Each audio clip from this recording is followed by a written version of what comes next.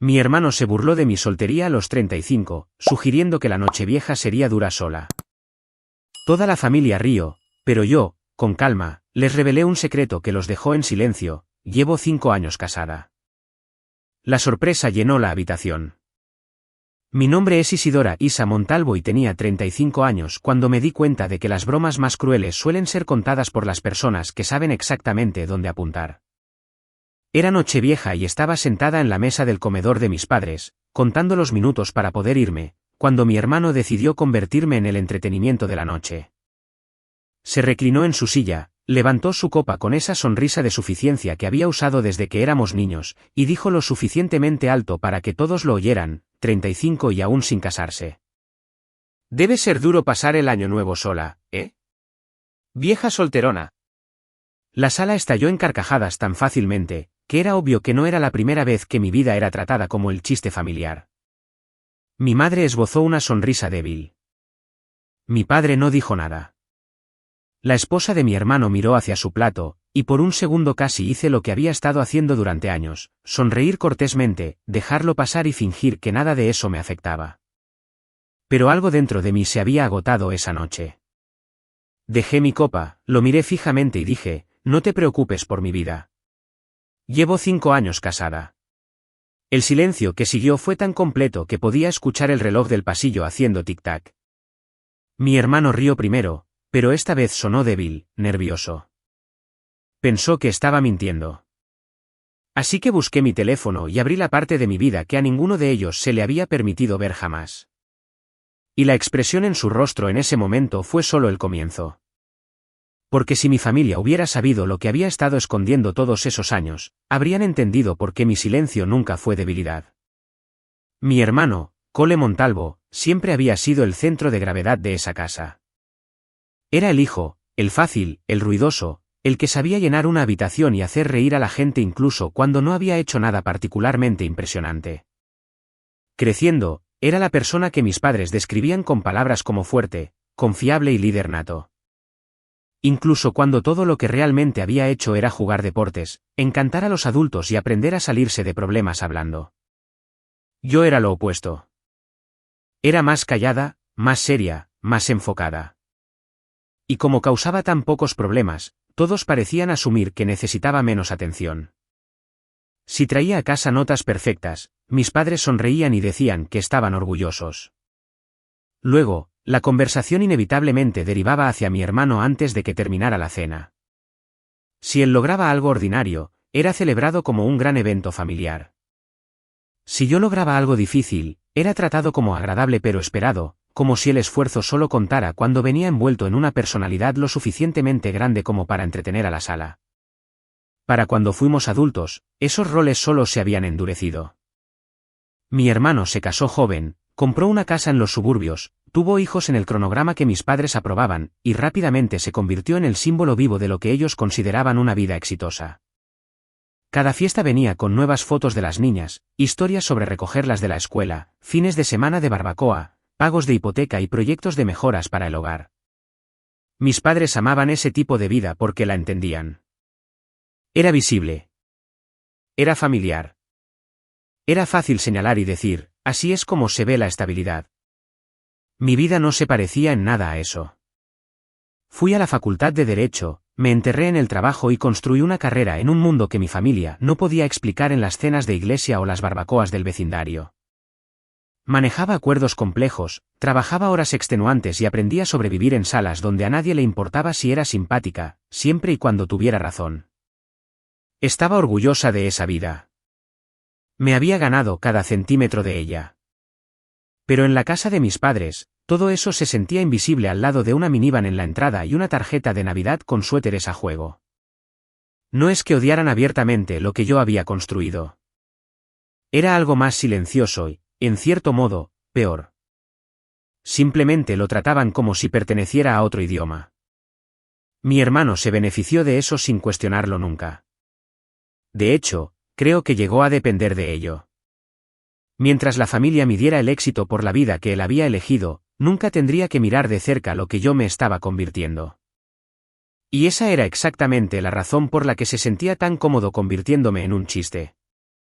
Había pasado años creyendo que yo era la que había fracasado en construir una vida real, porque nadie en esa casa se había molestado en enseñarle lo contrario. Lo que no se dio cuenta fue que, mientras todos aplaudían la vida que podían entender, yo ya había comenzado a construir una que nunca verían venir. Cuanto mayor me hacía, más obvio se volvía que mi familia no sabía qué hacer con una versión del éxito que no se pareciera a la suya. Para cuando llegué a mis 30, había construido una carrera de la que estaba orgullosa, una que exigía largas horas, enfoque implacable y una tolerancia a la presión a la que la mayoría de la gente nunca se apuntaría voluntariamente. Trabajaba en derecho corporativo con un enfoque en tratos de alto riesgo, de esos en los que una cláusula débil o un detalle perdido podrían costar millones a un cliente. Mis días estaban llenos de negociaciones, presentaciones, llamadas de conferencia, viajes y plazos que no tenían interés en si había dormido la noche anterior. Era agotador, pero también era lo primero en mi vida que se sentía completamente mío. Me había ganado mi lugar en ese mundo por el camino difícil. Y cada ascenso, cada cuenta importante, cada victoria tan reñida significaba algo para mí porque sabía exactamente lo que había costado. El problema era que nada de eso se traducía en casa. Cada vez que intentaba compartir algo importante, caía en el vacío y desaparecía casi de inmediato. Todavía recuerdo una cena en la que acababa de ayudar a cerrar una adquisición importante para un cliente de tecnología, uno de los tratos más grandes en los que había trabajado hasta ese momento. Estaba emocionada, no por el dinero o el prestigio, sino porque había manejado una presión que una vez me habría aterrorizado y había salido más fuerte del otro lado. Mi madre escuchó por menos de un minuto antes de girarse para preguntarle a mi hermano sobre un viaje a la playa que estaba planeando con su familia. Mi padre asintió distraídamente, y luego comenzó a hablar sobre si mi hermano finalmente iba a renovar el patio trasero antes del verano. Era como ver mi propia vida borrarse en tiempo real. Otra vez, cuando mencioné que me habían invitado a dar una conferencia en Boston, mi madre sonrió y dijo que era lindo, pero luego añadió que la gente entendía las bodas, los bebés y comprar casas más que todas esas cosas legales complicadas. Lo dijo casualmente, como si fuera lo más natural del mundo, pero nunca lo olvidé. Lo que realmente quería decir era que mi vida no se sentía real para ellos porque no encajaba en su idea de una vida bien vivida por una mujer. En mi familia, si una mujer tenía marido, hijos y tradiciones navideñas que la gente pudiera fotografiar, entonces su vida tenía sentido. Si tenía una carrera exigente, un pasaporte lleno de vuelos y una mente hecha para la estrategia en lugar de la charla trivial, la gente no sabía muy bien dónde colocarla. Mi hermano, Cole, notó ese vacío mucho antes que yo, y una vez que lo hizo, lo usó cada oportunidad que tuvo. Hacía comentarios pequeños frente a todos sobre cómo era demasiado intimidante para los hombres, demasiado ocupada para una relación, demasiado independiente para que alguien la soportara. A veces lo decía con una sonrisa, a veces con ese tono de falsa preocupación que hacía sonar como si solo estuviera bromeando, pero siempre había algo mezquino debajo. Lo que lo empeoraba era que nadie lo detenía realmente. Tal vez mis padres pensaron que era inofensivo. Tal vez estaban más de acuerdo con él de lo que querían admitir. De cualquier manera, el mensaje siempre era el mismo. Mis logros eran impresionantes en teoría, pero no contaban en la matemática emocional de la familia porque no podían exhibirse de la misma manera que la vida de él. Así que, eventualmente, dejé de intentarlo. Dejé de llamar para compartir buenas noticias. Dejé de explicar en qué estaba trabajando. Dejé de esperar que un día entendieran de repente el valor de lo que había construido. Todavía iba a las fiestas cuando era necesario, todavía me sentaba a través de cenas y conversaciones educadas y el ocasional insulto envuelto en humor, pero les daba cada vez menos de mi vida real. Tomaron mi silencio como prueba de que no estaba pasando mucho. Asumieron que me había convertido exactamente en lo que mi hermano bromeaba que era, una mujer solitaria casada con su trabajo, que volvía a su apartamento vacío después de cada éxito profesional.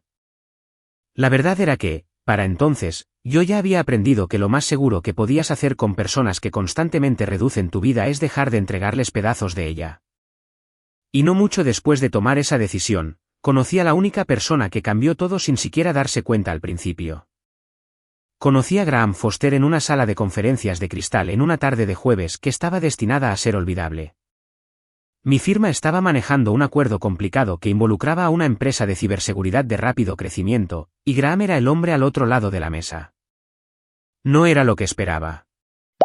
La mayoría de los ejecutivos en su posición o intentaban dominar la sala o fingían estar más relajados de lo que realmente estaban. Graham no hizo ninguna de las dos cosas.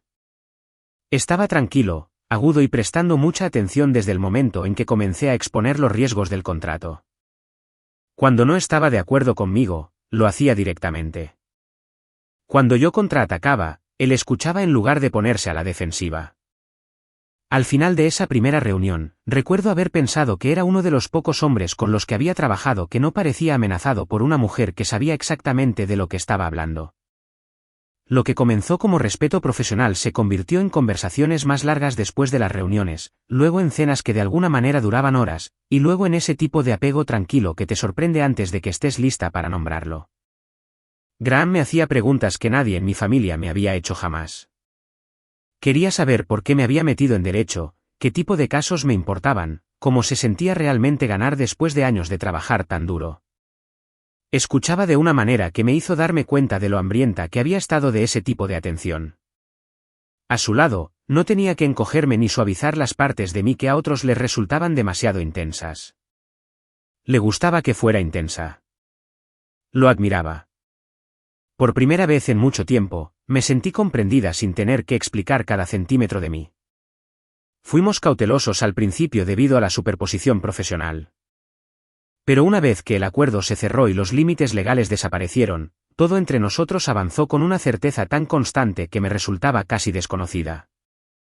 No había juegos, ni señales confusas, ni momentos en los que tuviera que preguntarme si mi ambición le resultaba un inconveniente. Él le hacía espacio. Le hacía espacio a ella. Y como todavía era lo suficientemente tonta como para esperar que tal vez esta vez las cosas pudieran ser diferentes, finalmente lo llevé a casa para acción de gracias. Una parte de mí sabía que era un error antes de que pusiéramos un pie en la puerta principal. Mi madre se volvió demasiado brillante de esa manera extraña que siempre hacía cuando estaba actuando educada en lugar de sentirlo. Mi padre seguía evaluando a Graham con esa sospecha silenciosa que normalmente reservaba para hombres que consideraba demasiado pulcros. Mi hermano fue el peor de todos. Comenzó con preguntas inofensivas sobre negocios, luego pasó a ese tono burlón que usaba cuando quería incomodar a alguien sin parecer abiertamente grosero. Bromeó sobre la gente de la ciudad, sobre el dinero de las startups, sobre los hombres que estaban más comprometidos con el trabajo que con la familia. Me lanzaba miradas cada vez que hablaba, como si toda la actuación fuera realmente para mi beneficio. Graham se mantuvo tranquilo a través de todo. Pero yo podía sentir el cambio en mí con cada minuto que pasaba. Era el mismo viejo guión familiar, solo que con un nuevo objetivo en la mesa. El hombre que amaba estaba siendo medido, ridiculizado y desafiado en silencio por personas que no habían hecho nada para ganarse el derecho de juzgar a ninguno de los dos. Nos fuimos tan pronto como fue razonablemente posible.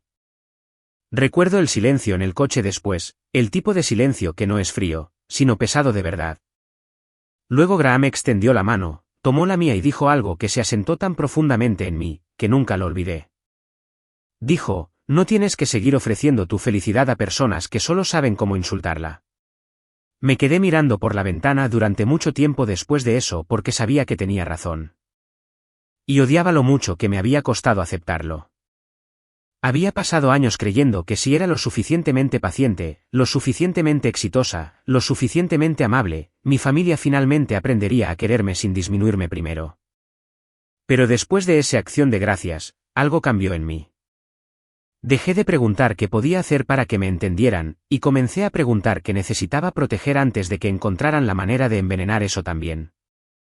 6 meses después de esa acción de gracias, Graham me propuso matrimonio. Y hubo algo casi sanador en lo simple que se sintió el momento. No hubo actuación, ni gran audiencia, ni presión para convertirlo en una historia que otros aprobaran. Éramos solo nosotros dos parados en el centro silencioso de una vida que habíamos construido juntos. Y por primera vez en años, no sentí que tuviera que prepararme contra nada. Dije que sí sin dudar. Lo que vino después debería haber sido la parte fácil, pero para mí no lo fue. En el momento en que comenzamos a hablar de una boda, ya podía sentir la presencia de mi familia presionando sobre ella como una mancha. Podía escuchar los comentarios antes de que fueran pronunciados. Mi madre haciendo que todo se tratara de apariencias. Mi padre actuando como si estuviera evaluando un acuerdo comercial. Mi hermano encontrando alguna manera de convertir el día en un chiste o una competencia. Había visto ese patrón demasiadas veces como para fingir que sería diferente solo porque se suponía que este era uno de los momentos más felices de mi vida. Graham entendió eso mucho antes de que tuviera que explicarlo por completo. Nunca me presionó para incluir personas que no se habían ganado el acceso a algo tan personal. Nunca trató de venderme una fantasía sobre la armonía familiar que no existía. Simplemente preguntó qué tipo de boda me haría sentir pacífica. Y una vez que me permití responder honestamente, la elección fue obvia. Nos casamos en el Valle de Napa con solo un puñado de personas presentes. Vinieron sus padres, su hermana menor y algunos amigos cercanos que habían visto crecer nuestra relación desde el principio. Eso fue todo. Sin sonrisas forzadas, sin discursos incómodos, sin que nadie hiciera bromas pasivo-agresivas con el champán. Nadie trató todo el evento como un escenario para sus opiniones. Fue cálido, tranquilo, hermoso y real de una manera en la que honestamente nunca creí que una boda pudiera ser. Llevaba un vestido sencillo. Graham me miró como si no hubiera otro lugar en la tierra donde quisiera estar. El viñedo se extendía detrás de nosotros bajo la luz del atardecer, y cuando intercambiamos nuestros votos, recuerdo haber sentido que algo se aflojaba dentro de mí que había estado tenso durante la mayor parte de mi vida adulta. No solo me estaba casando con alguien a quien amaba. Estaba entrando en una versión de mi vida que no requería que defendiera mi propio valor cada vez que entraba en una habitación. Lo que más recuerdo, sin embargo, no fue la ceremonia. Fue la forma en que la familia de Graham me dio la bienvenida después. No me trataron como un accesorio a su éxito o como una mujer que finalmente había marcado la casilla correcta a la edad correcta. Me preguntaron sobre mi trabajo porque estaban genuinamente interesados. Hablaron de mí con calidez y respeto, no con tolerancia cortés. Durante la cena, el padre de Graham levantó su copa y dijo que no me daban la bienvenida por haberme casado con él, sino por quién era yo. Sonreí a través de las lágrimas, pero por dentro sentí que algo se abría. Había pasado tantos años en una familia donde el amor siempre parecía venir con comparación, donde la aprobación se medía contra las decisiones de otra persona, donde constantemente me hacían sentir un poco demasiado de las maneras equivocadas y no lo suficiente de las correctas. Sentada allí con personas que no esperaban nada de mí excepto honestidad y presencia, me di cuenta de lo anormal que mi propia familia había hecho sentir al amor. Después de la boda, Graham y yo tomamos una decisión que sonaría extraña para cualquiera criado en una familia sana. Acordamos no decírselo a la mía. No todavía. Quizás nunca. No fue un voto dramático, y no nació del resentimiento. Fue autoprotección, simple y llanamente. Ambos sabíamos lo que sucedería si invitaba a los Montalvo a esa parte de mi vida demasiado pronto. La cuestionarían, la criticarían, la reducirían, la compararían y de alguna manera me harían sentir culpable por elegir la felicidad en mis propios términos. Yo no estaba dispuesta a hacerle eso a mi matrimonio. No estaba dispuesta a tomar algo tan estable y bueno y ponerlo en manos de personas que habían pasado años demostrando que no podían tocar nada precioso sin intentar controlarlo primero. Así que mantuve mi nombre en el trabajo. Mantuve mi vida personal en silencio. Para mi familia, seguía siendo exactamente lo que siempre habían asumido que era, soltera, obsesionada con su carrera y sola. Nunca hicieron suficientes preguntas para descubrir lo contrario. Y a medida que pasaban los meses, me di cuenta de algo que incluso a mí me sorprendió. Guardar ese secreto no me hacía sentir deshonesta. Me hacía sentir segura. Le daba a mi matrimonio espacio para crecer en paz. Lejos del ruido constante de personas que lo tratarían como una oportunidad más para juzgarme. Durante 5 años, Graham y yo construimos una vida hermosa detrás de ese silencio. Y la protegí con una ferocidad que nunca me habían permitido mostrar como hija. Lo que no sabía entonces era que el mismo secreto que mantenía mi felicidad a salvo se convertiría un día en la razón por la que mi hermano finalmente perdería todo lo que había pasado su vida asumiendo que siempre sería suyo. Durante 5 años, mi matrimonio existió en un mundo completamente separado de mi familia. Y lo más extraño era lo natural que se volvía esa separación. En Boston, mi vida estaba plena de una manera que una vez pensé que solo les sucedía a otras personas. Graham y yo construimos una rutina tranquila y constante que nunca necesitó una audiencia para sentirse real. Trabajamos duro, volvimos el uno al otro y llenamos nuestros días con el tipo de pequeños rituales sólidos que hacen fuerte a un matrimonio.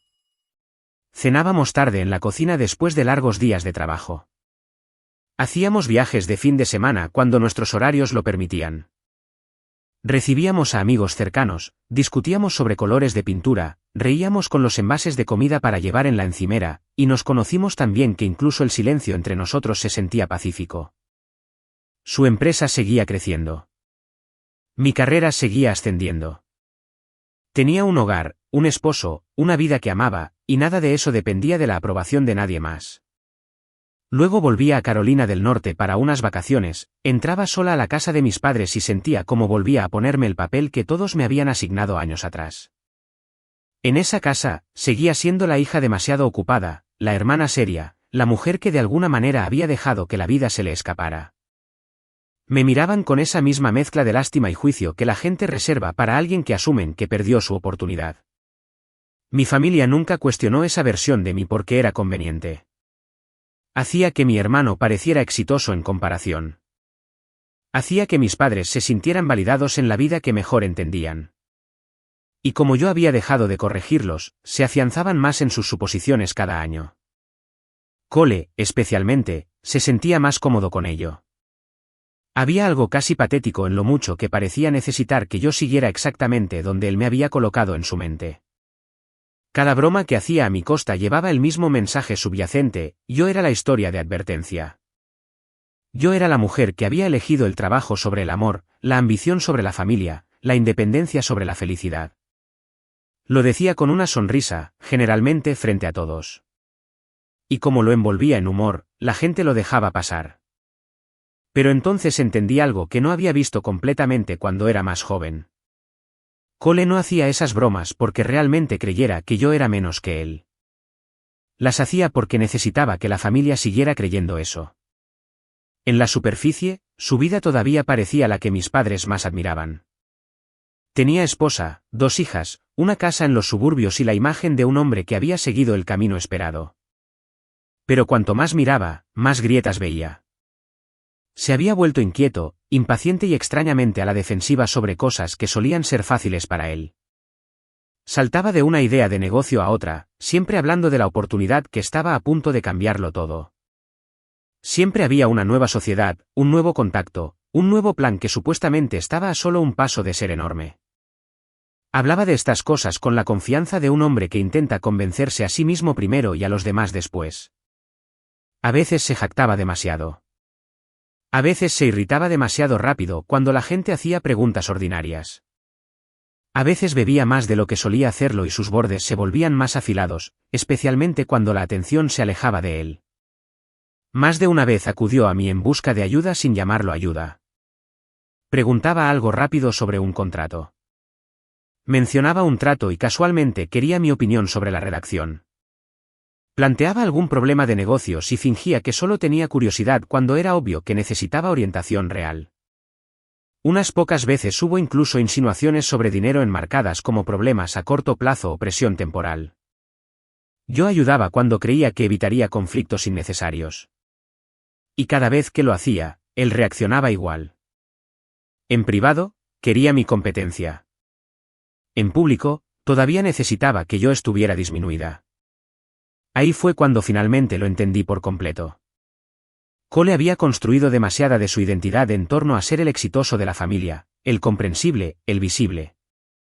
Mientras todos me vieran como la hermana soltera sin nada más que trabajo, él nunca tendría que enfrentar la posibilidad de que yo había construido algo más profundo y fuerte que la vida que seguía representando para ellos.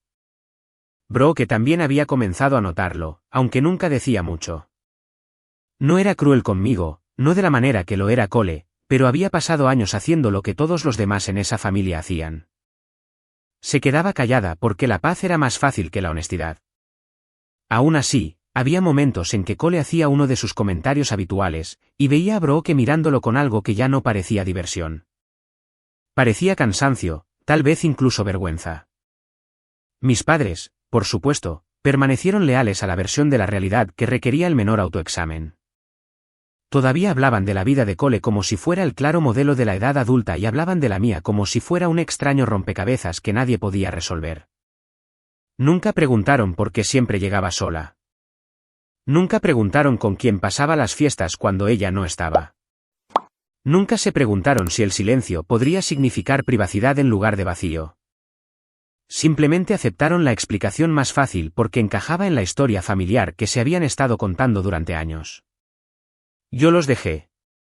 Para entonces, el silencio ya no se sentía como una derrota. Se sentía como control.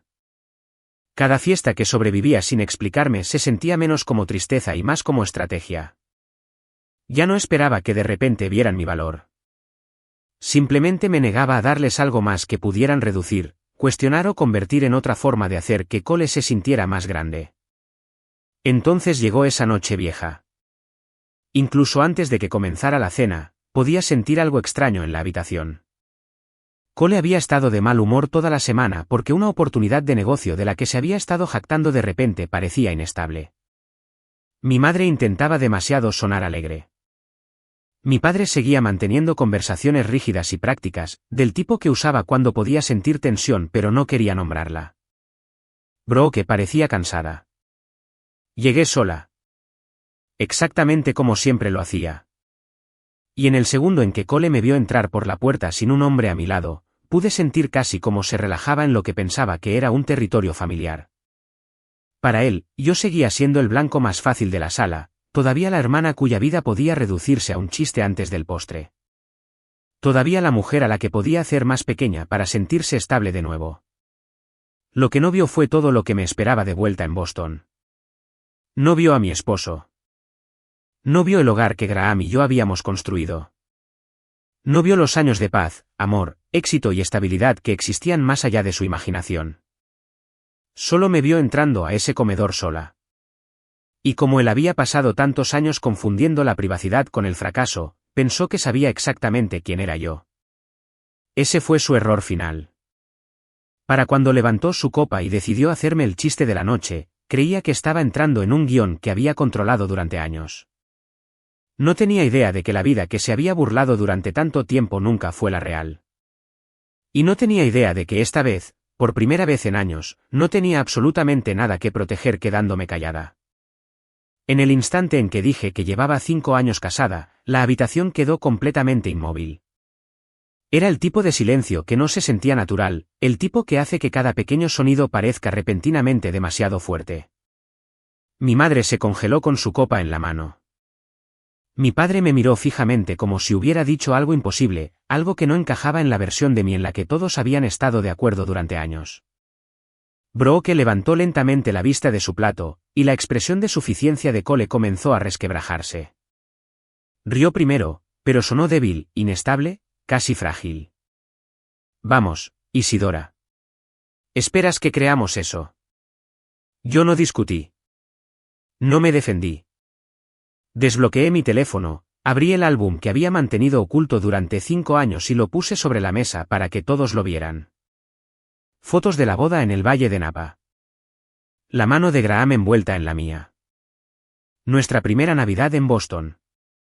Una gala en Nueva York, un viaje de verano a Maine, una vida completa y hermosa que nunca habían conocido, no porque fuera falsa, no porque fuera secreta por vergüenza, sino porque había aprendido hace mucho tiempo que no toda cosa buena en mi vida estaba segura en esa casa. Mi madre parecía conmocionada. Mi padre parecía avergonzado. Brooke miró la pantalla, luego a Cole. Él seguía siendo el único que intentaba recuperar el control, todavía tratando de volver al papel que siempre jugaba en esa mesa. ¿Y qué? ¿Mantuviste un matrimonio en secreto solo para hacer este truco esta noche, P? Preguntó. Lo miré y dije, no, lo mantuve en secreto porque sabía exactamente lo que esta familia le haría a cualquier cosa buena en mi vida si se la entregaba a ustedes demasiado pronto. Nadie me interrumpió. Por una vez, pude terminar. Por una vez, nadie cortó, redirigió la conversación o actuó como si lo que estaba diciendo fuera demasiado. Les conté que conocí a Graham por trabajo, que construimos una vida en Boston y que dejé de compartir mis buenas noticias hace años porque cada conversación siempre volvía a Cole, su casa, sus hijos, sus planes, su ego, sus necesidades. Lo que él quería siempre parecía importar más que la vida que yo realmente estaba viviendo. Mi padre preguntó por qué nunca les dije después de la boda. Le dije la verdad. Porque cada vez que intenté decirle a esta familia quién era yo, alguien se aseguraba de que la historia volviera a ser sobre Cole. Ese silencio era peor que una pelea. Mi madre comenzó a llorar. Brooke se quedó muy quieta, como si estuviera repasando años de bromas y pequeñas humillaciones que una vez desestimó porque era más fácil llamarlas inofensivas que admitir lo que realmente eran. Cole reaccionó exactamente como siempre lo hacía cuando la verdad lo acorralaba. Me llamó dramática. Dijo que solo era una broma. Dijo que yo quería avergonzarlo. Trató de convertirse en la víctima del momento, como si mi honestidad fuera de alguna manera más ofensiva que su crueldad. Pero esta vez, nadie se apresuró a salvarlo. Brooke lo miró y le preguntó en voz baja, ¿lo era? Luego mi padre dijo algo que casi nunca le había oído decir a mi hermano, basta, Cole. Ese fue el momento en que la habitación finalmente cambió. Fue sutil, pero lo sentí. Por primera vez en mi vida, el peso de la sala no recayó sobre mí. Me fui poco después, tranquila y serena. Había dicho lo que necesitaba decir, y por primera vez en años, salí de esa casa sintiéndome más ligera en lugar de más pequeña. Cuando regresé a Boston, Graham me echó un vistazo y dijo, ¿les dijiste? Asentí, y cuando me atrajo a sus brazos, supe que ya había ganado. No porque hubiera herido a nadie, no porque hubiera planeado una venganza perfecta, sino porque finalmente había dicho la verdad sin disculparse por ello. Pero Cole no era el tipo de hombre que podía quedarse tranquilo con la humillación. Durante la semana siguiente, todo comenzó a desmoronarse. Había estado presumiendo durante meses sobre un trato de negocios que supuestamente cambiaría su vida, el tipo de trato del que hablaba en las cenas familiares como prueba de que finalmente estaba al borde de algo más grande. Pero después de Año Nuevo, comenzó a desmoronarse. Bebía demasiado, respondía mal a la gente y hacía comentarios amargos al cliente equivocado. Se burlaba de mí, se burlaba de las mujeres y mostraba exactamente quién era bajo presión sin tener a la familia allí para reír y suavizarlo. El trato fracasó. Luego, otra oportunidad también desapareció. En casa, Brooke finalmente dejó de excusarlo. Le dijo que no quería que sus hijas crecieran cerca de un hombre que necesitaba humillar a las mujeres para sentirse importante. Le dijo que estaba cansada de verlo convertir la crueldad en entretenimiento y el ego en liderazgo. Se llevó a las niñas y se fue. No mucho después, ella solicitó el divorcio. Cole, desesperado ahora, acudió a mis padres en busca de dinero y apoyo. Por primera vez en su vida, ellos dijeron que no, mi padre lo rechazó. Mi madre lloró, pero también lo rechazó a él. De repente, Cole había perdido todo lo que creía que siempre lo protegería. Su esposa se había ido. Sus hijas ya no estaban en la casa. Su negocio estaba arruinado. Su reputación estaba dañada. Incluso los amigos comenzaron a distanciarse una vez que las grietas se volvieron demasiado obvias para ignorarlas. Mis padres, por su parte, finalmente se vieron obligados a enfrentar lo que habían hecho. Admitieron que me habían ignorado porque mi vida era más difícil de entender para ellos. Y habían dejado que Cole moldeara a toda la familia durante años porque confrontarlo era inconveniente, incómodo y más fácil de evitar. Admitieron que habían tratado mi silencio como vacío en lugar de privacidad. No los perdoné de inmediato, pero les permití comenzar.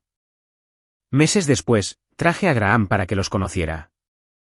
No para probar nada, no para regodearme, sino porque había terminado de esconder mi vida para hacer sentir cómodos a los demás. Para entonces, Brooke no tenía intención de volver. Cole vivía en un alquiler, veía a sus hijas según un horario legal, y culpaba a todos menos a sí mismo. Le gustaba decir, él arruinó mi vida diciéndole la verdad. Pero la verdad era mucho más simple que eso. Cole no lo perdió todo porque yo lo expuse en una noche. Lo perdió todo porque había pasado años construyendo toda su identidad en torno a hacer sentir pequeño a alguien más.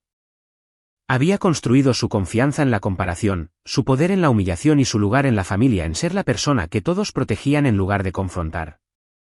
Al final, perdió su matrimonio, la presencia diaria de sus hijos, su imagen de negocio y la protección ciega de nuestros padres.